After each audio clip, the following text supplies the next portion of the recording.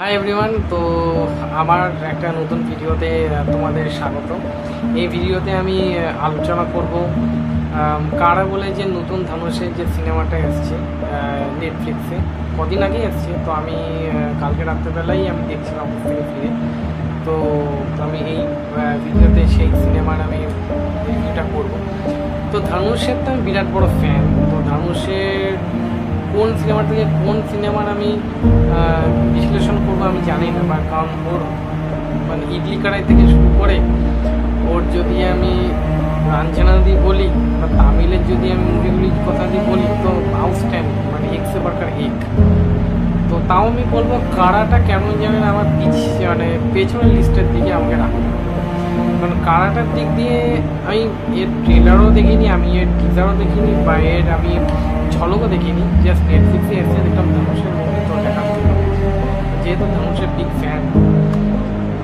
তো কারার যদি গল্প সম্বন্ধে বলা হচ্ছে যে ধনুষ সে একজন চোর।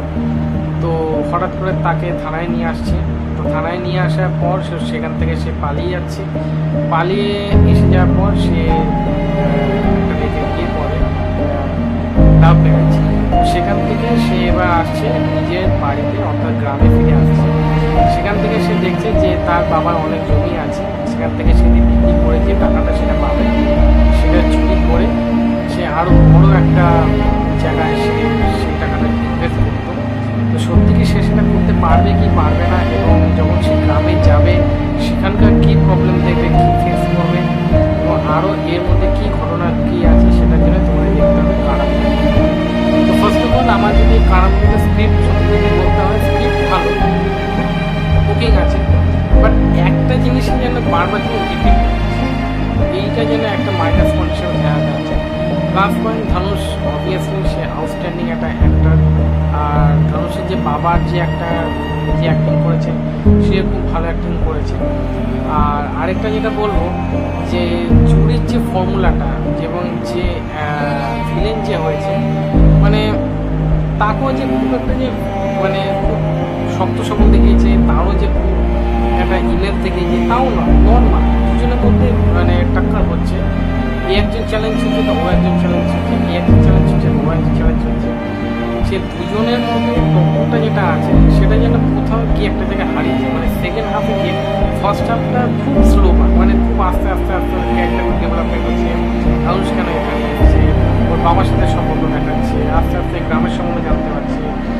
এবং ওর নতুন নতুন যখন চুরি ওর মানে ছিল বা নতুন চুরি যখন করবে, সেই প্রযুক্তিগত দিক দিয়ে যখন ও দেখতে পাচ্ছে, তখন সেখানেও যেন একটা মানে মানে ডাউনগ্রেড দেখাচ্ছে। মানে একটা চোর হয়ে কী ধরনের ডাউনগ্রেড করছে গ্রামে এসে ব্যাংকে যখন চুরি করতে যাবে।